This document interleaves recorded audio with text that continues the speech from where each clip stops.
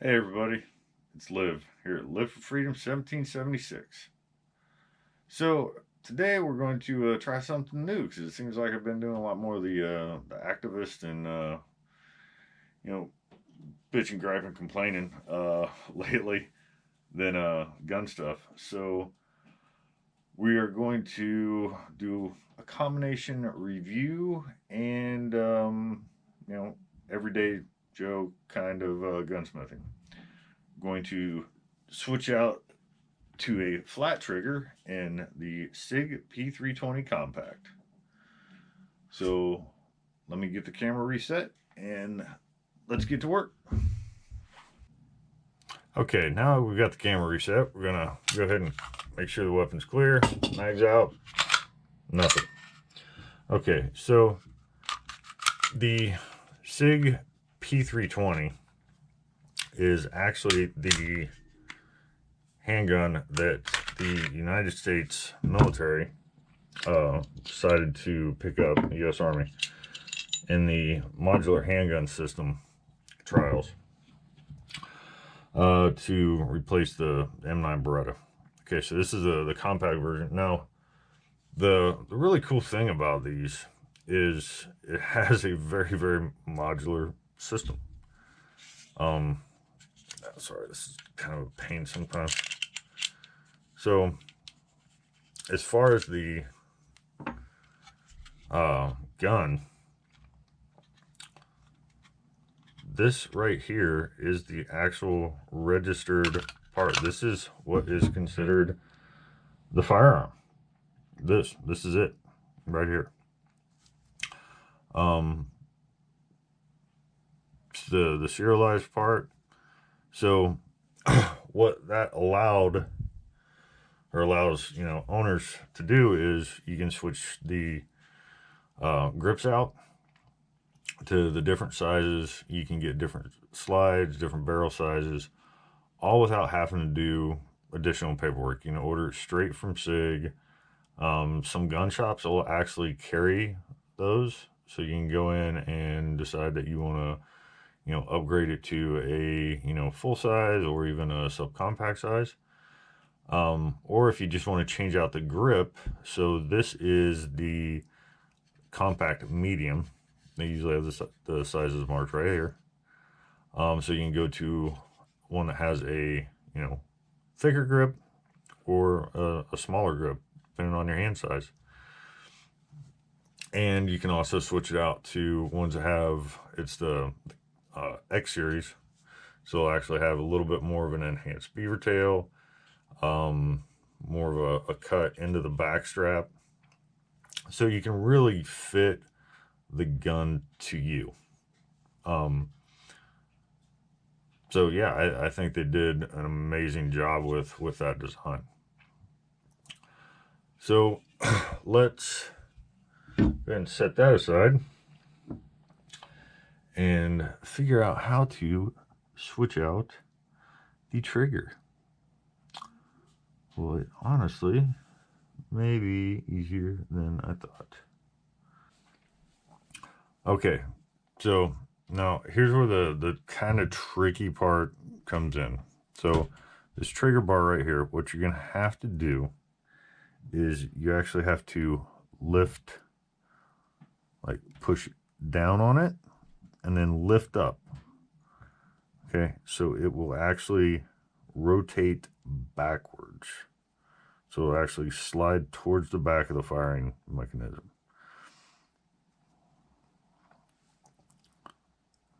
So you have to bring it down and over. So you're going to bring it right back through there. Now, when you do that, what's going to happen is this is going to give it enough room to clear. So basically the trigger just comes straight out of that groove. Now the fun part. It's always easy taking things apart, but getting the thingamabitches back where they belong, that's the fun one. Okay, so slide this in. And now it's a matter of getting that little, post right there into there. At the same time, this is falling in to the groove. And you're able to get everything back here lined back up. Okay, so what you have to do is make sure that the trigger's posted in there and over here and into that trigger bar.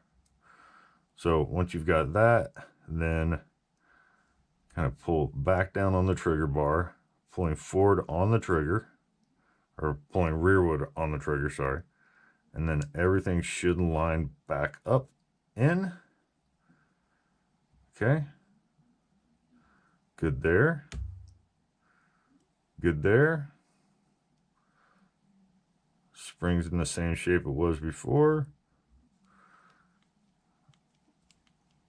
Looks like everything's working fine.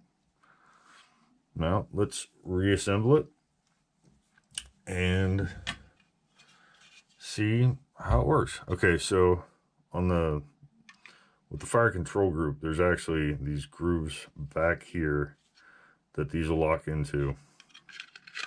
So sorry, my hands are a little shaky. A little bit up on the caffeine right now. So get the trigger in, drop it in, push it back, line up the holes, and then sometimes this doesn't exactly want to cooperate, but once you get everything, lined up, it'll start going in. Okay. Rotate it back around. Okay, it's in all the way.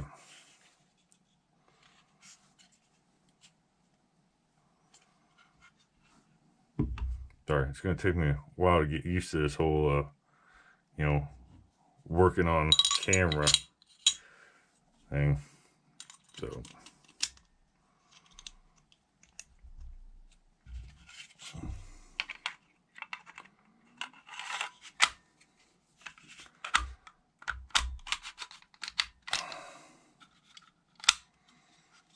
okay, clear, nothing in the mag.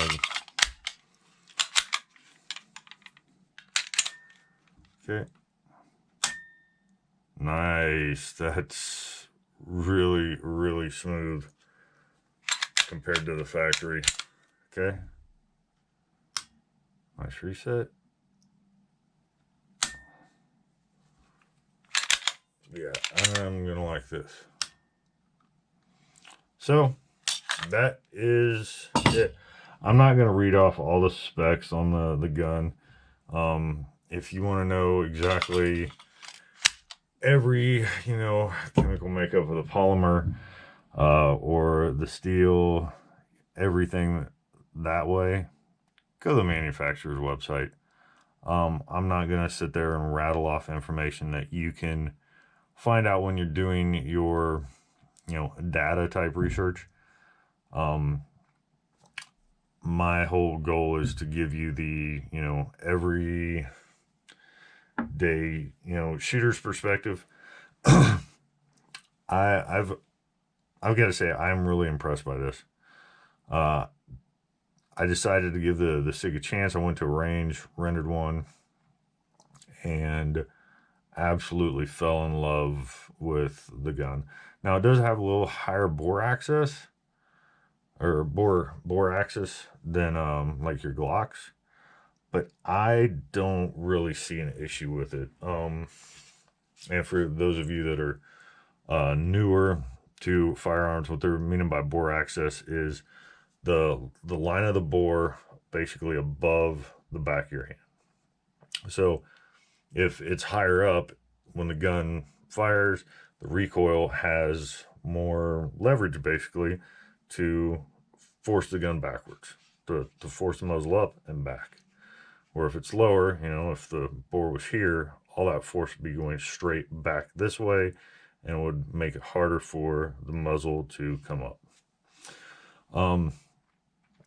I honestly think this, granted I'm comparing it to a, Glock 26, so it's a subcompact, but this is my everyday carry. I absolutely love it. I feel very, very, confident with it.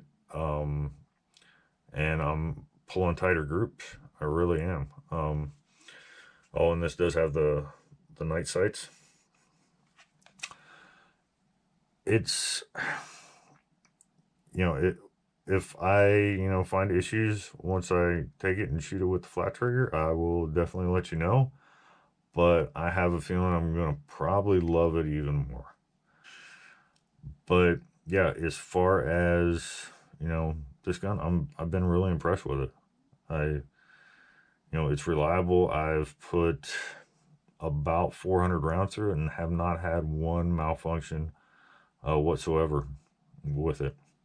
And I've ran everything from white box to the Remington, Winchester white box, Remington, brown box, law enforcement, military, some Federal Hydroshock, some American Eagle, some Magtech, some Fiocchi, depending on who you are and how you want to pronounce it.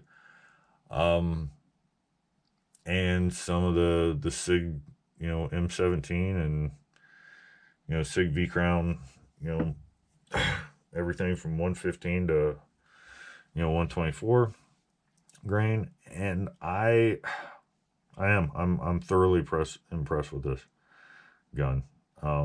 And if I wasn't, I would tell you, and I probably wouldn't even be doing this because I'd sell it.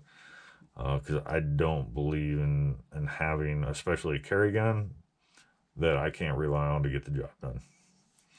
Sorry, like I said, I gotta get used to this in front of the cameras. But yeah, if you're considering this gun, and you haven't fired it yet, see if you can go to a range that has one you can rent and try it. But I think you'll be impressed for the price point. It was right at 600 out the door, and I live in a fairly high sales tax area, to say the least. Probably one of the higher in the country. And yeah, so for the bang for the buck, I definitely I recommend it. And my philosophy is I am not going to, especially for a carry gun, I will never recommend a firearm that I would want to put someone's life in risk by giving them a BS review.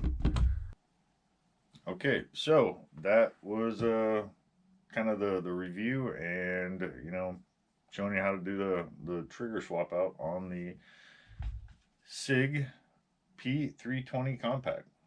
Like I said, I think it's a really, really good gun. If I didn't, it definitely wouldn't be my everyday carry. It took the place of the Glock 26 as my everyday carry. I still think the Glock 26 is a great gun, and there are times that I still do carry it when I carry concealed. But this is my go-to.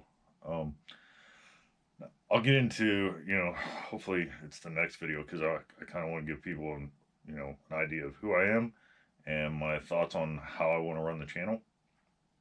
But when it comes to reviewing products, especially guns, you're going to get an absolute no pulled punches, review. Because when you're buying a firearm, it could be a life and death decision. Especially if it's going to be your everyday carry. And I want to make sure you've got the absolute best information possible to make that decision. And for some people, a $600 gun, that's a big investment. So I want to make sure that you've got the most information you possibly have, and from just an average day, shooter's perspective. I'm in no way, a gun expert. I'm not, a gunsmith, anything like that.